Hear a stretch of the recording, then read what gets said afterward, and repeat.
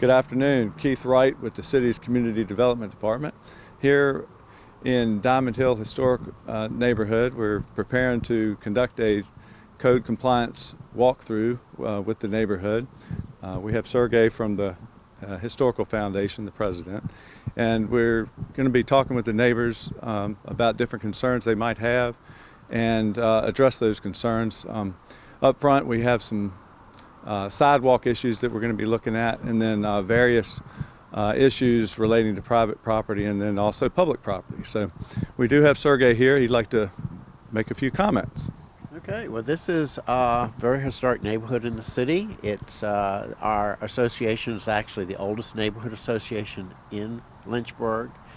As an old neighborhood, we certainly have ongoing concerns. I should add that we have been very pleased with the city's help in the past, and we just wanted to bring a few things to the forefront that the city might not be aware of, and so that's why we're here. That's a great point. We need the citizens of the neighborhoods to help us out. They live here and see it every day, and we don't necessarily always get that chance. So we look for that opportunity where we can, and look forward to the walkthrough with Diamond Hill Historical. Thank you. In here, it was in the 70s and 80s, and we were the urban pioneers that were buying these houses. Some people bought them for as low as $5,000. And over the years, people have done a lot of their own work, a lot of sweat equity, and some of the property values have actually gone up to close to $500,000 with a corresponding tax increase. And these urban pioneers are now aging and still trying to stay in their houses, but having trouble navigating the sidewalks. And quite a few people just walk down the middle of the streets now rather than walking on the sidewalks. So that was my primary concern today. Yeah, this is a good example right here that we got the Public Works crew is going to be looking at repairing this and then shaving that down over there. Is that correct? And that's been like that for almost 15 years. Yeah. I'm just finally quit procrastinating and started complaining. Yeah, this area has been uprooted by the tree growth, and we've got that on our repair list. Yes. And one thing that we had our neighborhood association meeting last night, and one issue that was brought up was lighting. Okay. So that is a concern. Okay. The lighting is uneven.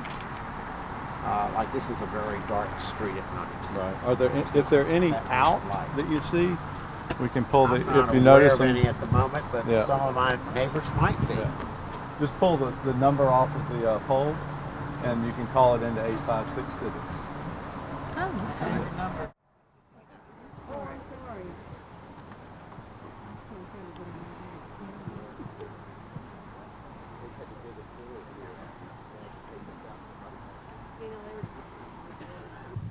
So this is a sidewalk you've already been working on, is that right? Correct. What have you done so far?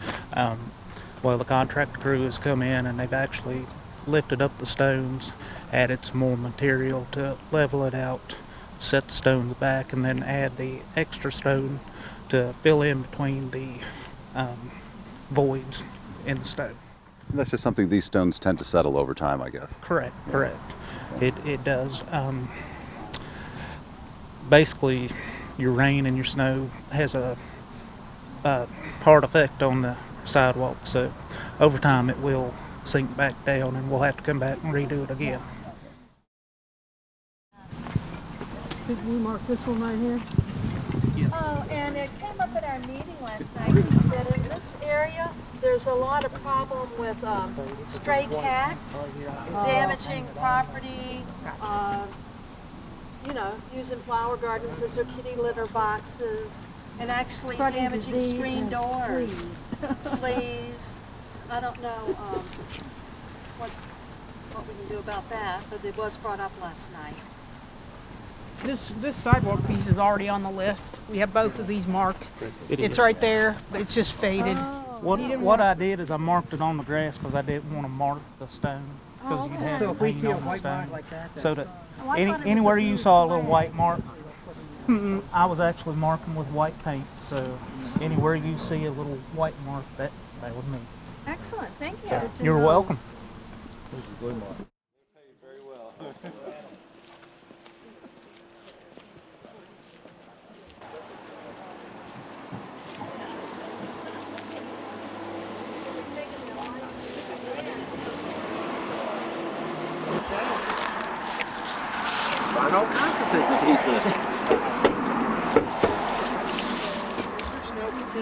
Backing, I guess.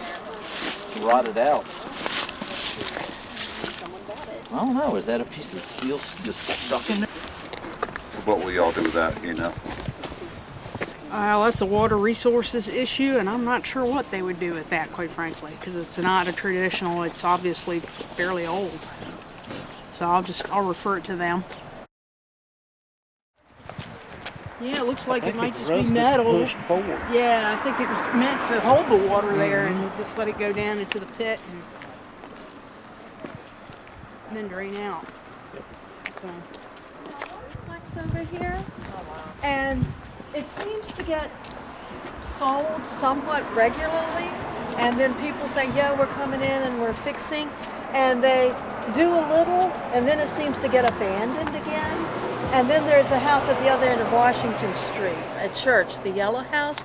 I've lived here for 38 years, and it's been vacant for 38 years. And we've been told that as long as people are paying their taxes, there's nothing you can do. But we would really like to have people living in these houses, and wonder if there's anything that the city could do to kind of make it a little uncomfortable for absentee landlords, so that they would be encouraged to sell and not leave these houses vacant for so many years. We do have these properties in our system for keeping an eye on. We do have the property owner through the court system. Correct me if I'm wrong here, but the next date is coming up here. January 18th. January 18th. We've already been to court with them. Several. I've been once myself. Yeah. This one, the blue one, and then two more down here. So we've been to court. It's the same owner, and Oh. we've been to court probably all this year. Out of state owner? No. This guy is in He's here? town. Oh. And the judge gave him a couple extra and months. the judge keeps to get giving him them at extensions. least exterior compliant, and he hasn't done anything. So I imagine he's going to get a fine. I would suspect, in January, the court's patience is running pretty thin on this. So we'll see. But we are putting pressure. They are in our vacant property registration too. That adds a fee every year for them to keep the property like that, and it lets us. The trick for the neighborhood really is to keep an eye on it, make sure that people aren't coming and going freely. If they are, we can secure it, that type of thing.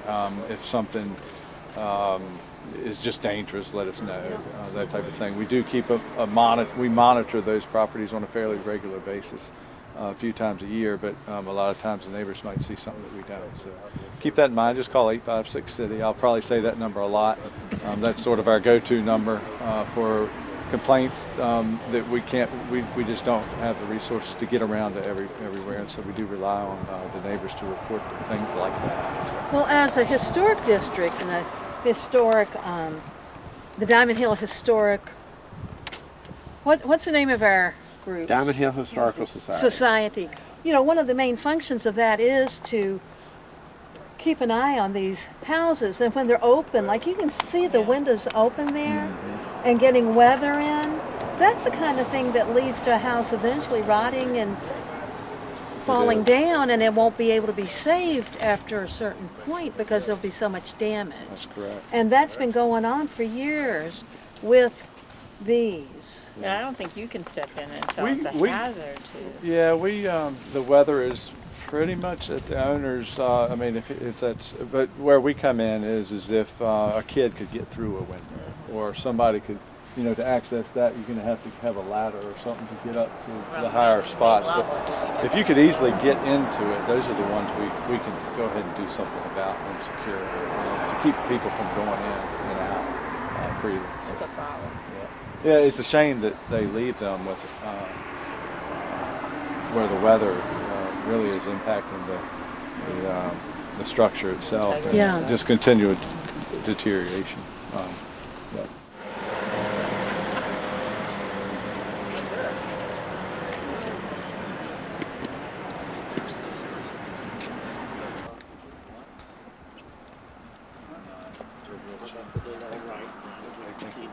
We have would this be the property owner's responsibility? Yeah, typically on a wall that's holding up someone's yard, that's typically what we say. Okay. Because that's working its way out. It is, it is. So,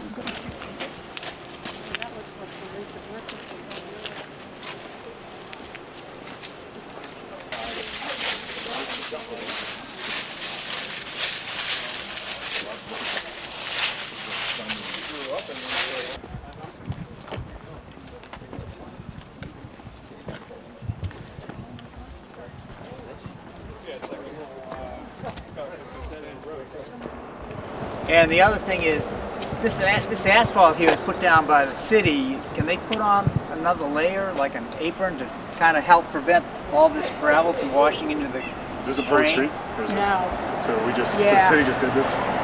Well, Should be nice. I don't know how it got done, so, yeah, it should not have been done. I think this is a private alley. We've cleaned this numerous times. I'll put it back on the list. Yeah. So if this is not, if it's private property, we won't probably come back and do It's not private, it's a city alley. that. Is it city? We think it was. I thought it was private, but let me check. Find out. Well, it's It's a city city alley, alley, so 'cause I it- guess it's, I don't know who owns city alleys. I guess the city And- does. But And if it's city, we don't typically improve them unless the garbage is collected on it. Considered unimproved alleys. So citizens can use them and access the back of their properties, but we only improve them if we pick up garbage back there.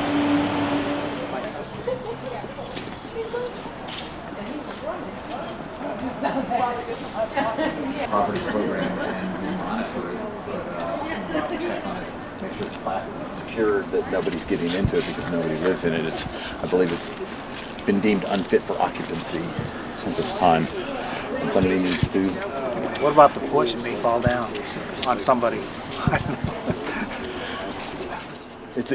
we've got a violation on them, and Yeah. we're probably gonna have to take them to court and get them to, whether they comply or not. I mean, I think they'd want to fix up this house. oh, I know. The rest of it looks in really good shape.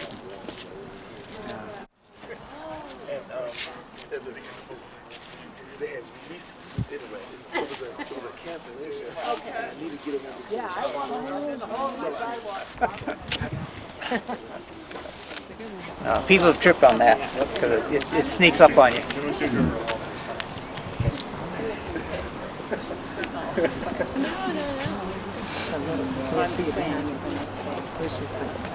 that one, okay. And there's just several through here. And the person here has serious mobility issues. Okay. In fact, she's in a brace right now for a broken back. Okay. And she trips regularly, but it's not all the sidewalk's fault. Okay. Is there anything we can do right here, do you think? A couple of these gets them leveled out a little bit? Yeah, a few of them. Maybe extraordinarily adjust. A lot of it isn't that bad. There's a few. Like this, that would be acceptable. Yeah. But once you get to all right, Keith Wright here in Diamond Hill Historic, and we've just concluded our walkthrough with the neighborhood. We found a number of items that are already being worked on through Public Works. There's a number of, I'd say probably crews have been out here for a couple of weeks working on the sidewalks, trip hazards, some grinding going on, replacement and resetting of stone, things of that nature. And probably still at least another couple of weeks of work to go. So looking forward to that, those improvements. Nobody tripped on the walkthrough and nobody broke their neck, so it was a great walkthrough. beautiful architecture here in the neighborhood. A lot of work has been done since the last walkthrough that we did here, probably, I think it was 2015. So a lot of improvements, and we look forward to future work with the neighborhood. And we do have a couple councilmen who would like to say a few words. We'll start with Mary Jane. Mary Jane Dolan here, and just want to thank everybody for giving us a tour of your beautiful, beautiful neighborhood, and I appreciate all that you've done to keep it the way it is, and I know that the city is going to do everything they can do to help some of these areas that are a little bit hazardous, and you've got some lighting issues that I hope that we can get taken care of for you. But thank you very much for letting us tour your neighborhood, and you're great hosts. Thank you. My name is Sterling Wilder. I represent Ward 2. Thankful for all the persons that came out today, for all the citizens, for your concerns, for the city staff members that came out to address all their concerns. It just shows how we together can make Lynchburg a better place to live, work, and play in our community. If you have a situation or concern in your area, please let us know so we can address those concerns. We've gone to a lot of issues in Ward 2 because of older property and things like that. So whatever we can do to address those issues, if it's some neighbor issues or just blight property and things like that, just let us know so we can address those issues and come to your community as well. Thank you. And any questions or concerns, we can be reached at 856-CITY, and we look forward to our future walkthroughs. Be starting up in the beginning of the year. Thank you.